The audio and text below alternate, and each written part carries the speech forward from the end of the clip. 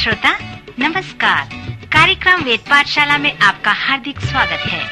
इस कार्यक्रम में हम परमेश्वर के वचन का विस्तार पूर्वक अध्ययन किया करते हैं, जो आपकी आत्मिक उन्नति के लिए लाभदायक सिद्ध होगा। तो लीजिए सुनते हैं आज का ये संदेश।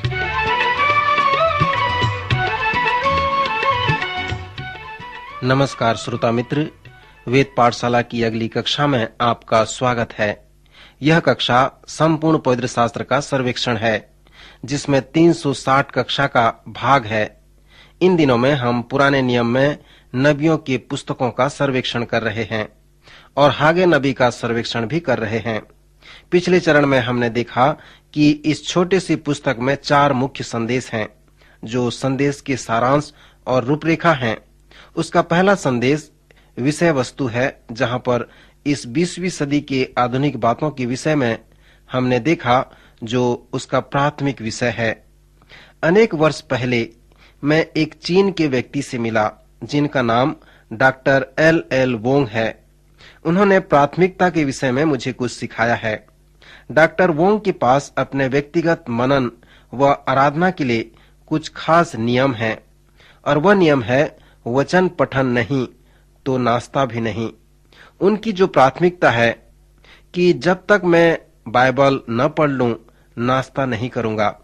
वो कहते हैं 3 बार भोजन करने के लिए तुम्हारे पास समय है, परंतु परमेश्वर के वचन को पढ़ने के लिए समय नहीं है। उन्होंने हागे के संदेश को दर्शाते हुए कहा है कि हमारे पास सब कामों को करने के लिए समय होता है, जैसे दिन में 3 बार भोजन करना। सो इसका तात्पर्य यह है कि जब हमारे पास वचन मनन के लिए समय नहीं है, तो हम इसके द्वारा परमेश्वर के वचन को महत्व नहीं देते। श्रोता, पिछले चरण में हमने देखा कि इस छोटी सी पुस्तक में केवल 2 अध्याय हैं और 4 महान संदेश लिखे गए हैं। हागे के दिनों में सुलेमान के मंदिर का पुनर्निर्माण कार्य चल रहा था, अर्थात परमेश्वर का कार्य चल रहा था। जब यहूदा के लोगों ने मंदिर का पुनर्निर्माण कार्य प्रारंभ किया, तब वे सताए गए। सो जब वे सताए गए, तब मंदिर के पुनर्निर्माण के कार्य को उन्होंने 15 वर्ष के लिए रोक दिया और वे अपने अपने घर को बनाने लगे। सो इसलिए हागे ने अपने पहले संदेश में यहूदा के लोगों को चुनौती दी कि वे अपने प्राथमिक कार्य पर ध्यान करें। हागे ने प्रचार करके कहा, अपने समय और परमेश्वर के समय पर ध्यान करो। अपने घर और यहोवा के भवन पर ध्यान करो। तुम्हारे घर के लिए तुम्हारे पास समय है, परंतु परमेश्वर के भवन के लिए तुम्हारे पास समय नहीं है। अपने कार्य और परमेश्वर के कार्य के विषय में सोचो। तुम्हारे कहने का तात्पर्य यह है कि तुम्हारे कार्य के लिए तुम्हारे पास समय है, वरन परमेश्वर के कार्य के लिए तुम्हारे पास समय बिल्कुल नहीं है। सो अपनी अपनी चाल चलन पर ध्यान करो। फिर हागे ने प्रचार करके कहा, तुम जो कार्य कर रहे हो उसके विषय में विचार करो। तुम अपने कार्य को, अपने घर को, अपने समय को प्रथम स्थान दे रहे हो, और फिर परमेश्वर के कार्य व समय को अंतिम स्थान दे रहे हो, अंतिम स्थान में रखते हो। तुम्हारे अपने कार्य के लिए तुम्हारे पास समय है, वरन परमेश्वर के लिए समय नहीं है। सो यहोवा यूं कहता है, अपनी अपनी चाल चलन पर ध्यान करो। तुमने बहुत बोया पर थोड़ा काटा। तुम खाते हो परंतु पेट नहीं भरता। तुम पीते हो पर प्यास नहीं बुझती। तुम कपड़े पहनते हो परंतु गरमाते नहीं। और जो मजदूरी कमाता है, वह अपनी मजदूरी की कमाई को छेद वाली थैली में रखता है। सो संक्षेप में हागे कहता है, तुम अपने अपने चाल चलन पर सोचो और परमेश्वर के मार्ग की ओर फिरो। और देखो, यहाँ हागे का संदेश परमेश्वर का वचन है, जो उन पर सीधा परमेश्वर से आ रहा है। वह कहता है, तुम अपने आप को पहले स्थान में रख रहे हो और मुझे अंतिम स्थान दे रहे हो। तुम अपने कार्य और समय को प्रथम स्थान में रखते हो और मेरे कार्य और मेरे समय को अंतिम स्थान देते हो। सो तुम जो कर रहे हो उस पर ध्यान करो, और फिर मैं जो कर रहा हूँ उस पर भी ध्यान करो। मैं ही हूँ जो तुम्हारे बटुए को छेद करता हूँ। तुमने बहुत उपज की आशा रखी, परंतु देखो थोड़ी ही है, और जब तुम उसे घर ले आए तब मैंने उसको उड़ा दिया। श्रोता, हागे के इस सामर्थी प्रचार के द्वारा परमेश्वर यह कहना चाहता है कि तुमने मुझे व मेरे कार्य को प्रथम स्थान न देकर अपने कार्य व समय को प्रथम स्थान दिया है। यहाँ पर बात ऐसी नहीं है कि वे लोग गरीब थे। हागे ने कहा है कि उनके पास भोजन वस्तु के लिए पर्याप्त वस्तुएं थीं, परंतु वे संतुष्ट नहीं थे। यद्यपि उनके पास पहनने के कपड़े थे, फिर भी वे गर्माते नहीं थे। उनके पास संतुष्टि नहीं थी और परमेश्वर ने भी उन्हें ईश्वरीय असंतुष्टि दे दिया था। श्रोता, हागे का संदेश जो बड़े ही चुनौती के साथ आता है वो इस प्रकार है कि अपनी अपनी चाल चलन पर ध्यान करो। दूसरे तरह से कहें तो अपने अपने पापों से मन फिराओ। मन फिराने का अर्थ है अपने जीवन के विषय में विचार करना, ध्यान करना। सो जब वह कहता है कि अपनी अपनी चाल चलन पर सोचो, ध्यान करो, तो अपने प्राथमिक लक्ष्य के विषय में फिर एक बार विचार करो। हागे के द्वारा परमेश्वर कहता है कि मेरे कार्य को, मेरे भवन को प्रथम स्थान दो, अपने घर को अंतिम स्थान में रखो। मैं तुम्हारे साथ हूँ, मैं तुम्हें आशीष दूंगा। सो हागे के प्रथम संदेश का सार यही है। हागे एक महान उपदेशक था। हम पढ़ते हैं कि जब हागे ने अपना पहला संदेश दिया तब परमेश्वर ने अपनी आत्मा से लोगों को हिला दिया और सबों ने हागे के संदेश पर विश्वास किया।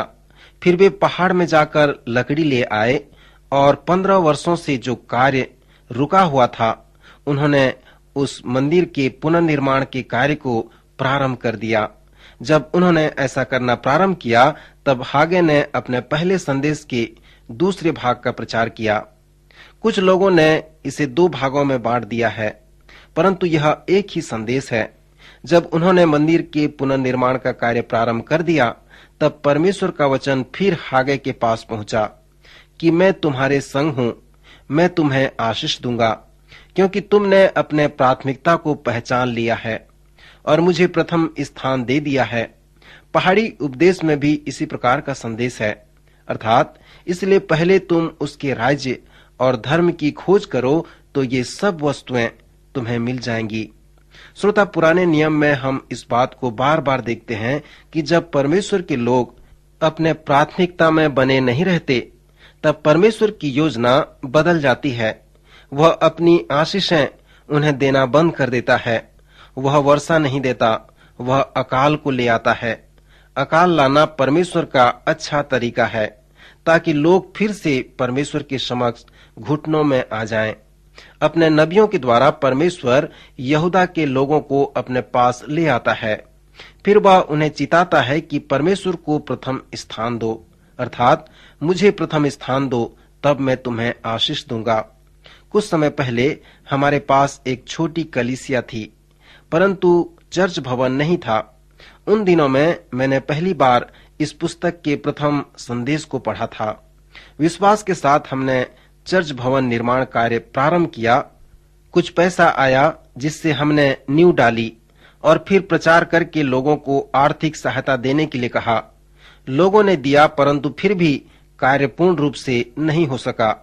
एक रविवार को मैंने इसी हागे की पुस्तक का संदेश दिया कि क्या तुम्हारे लिए अपने छत वाले घरों में रहने का समय है, जबकि यह भवन उजाड़ पड़ा है। श्रोता, मैंने हागे के जैसे प्रचार किया और उस सुबह $3000 हमारे पास आ गए, जिससे हमने भवन के निर्माण कार्य को पूरा कर सका। सो हागे ने भी इसी प्रकार का कार्य किया। उसका पहला संदेश प्राथमिकता व विश्वास का संदेश था। उसने कहा कि तुम्हारा विश्वास ही तुम्हें तुम्हारे प्राथमिकता की ओर ले आएगा।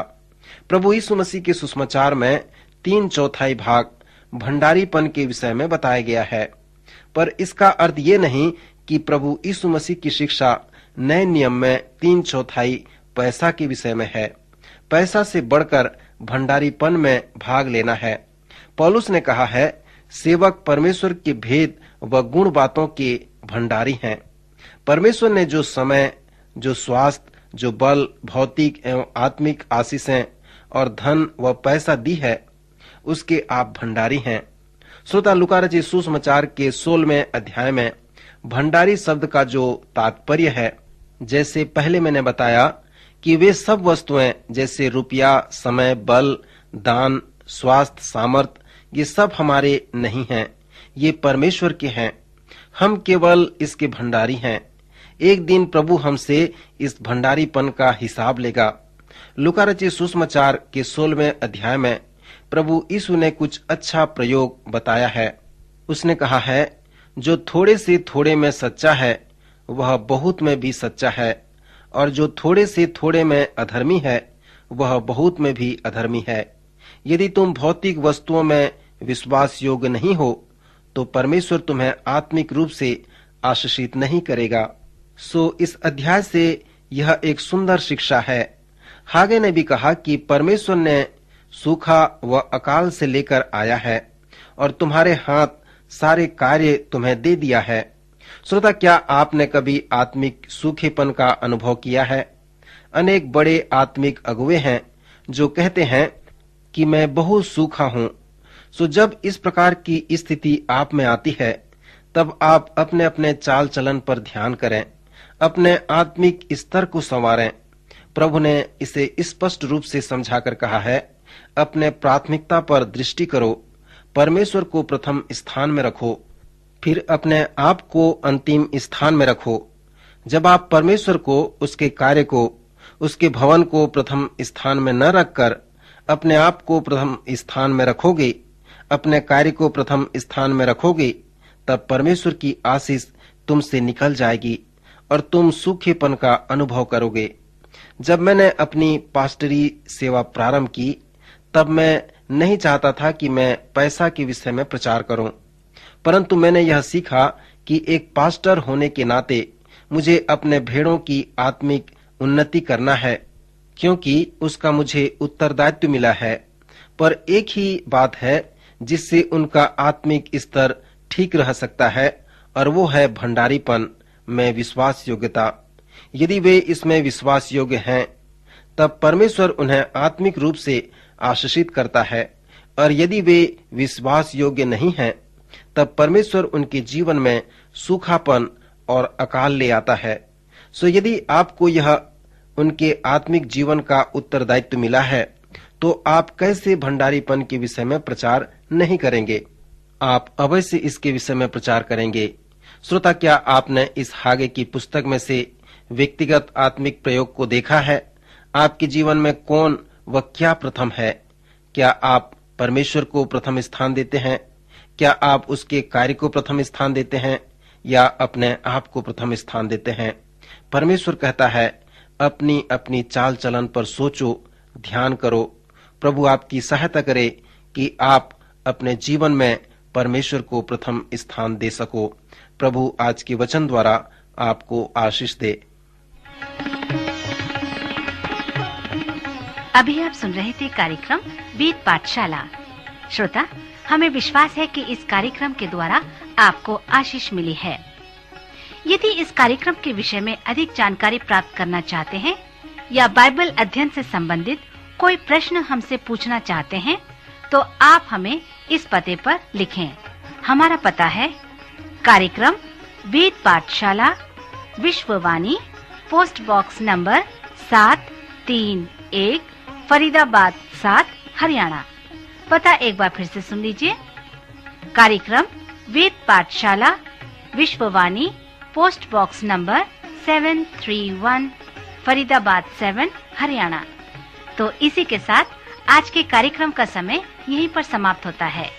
अगले कार्यक्रम में आपसे फिर भेंट होगी। तब तक के लिए हमें आज्ञा दीजिए। नमस्कार।